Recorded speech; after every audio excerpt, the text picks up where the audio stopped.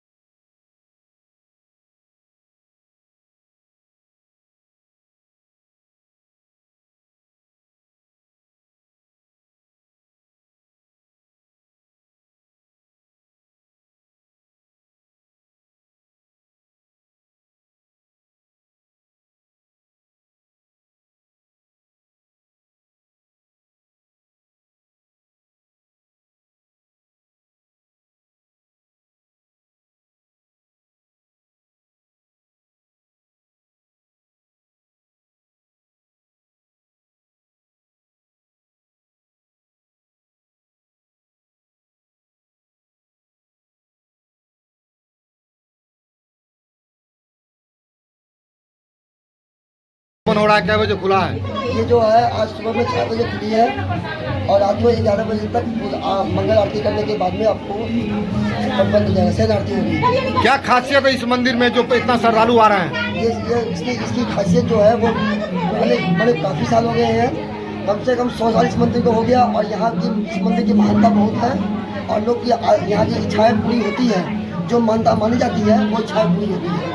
इसके लिए लोग दिन ब दिन ये भीड़ बढ़ती जा रही है। अपना परिचय दीजिए। मेरा राजेश शर्मा, ये मेरे परदादा जी का बनाया हुआ मंदिर है। यह स्थान कहाँ पर है? ये स्थान शुभंकरपुर में, शुभंकरपुर वार्ड नंबर 8 में।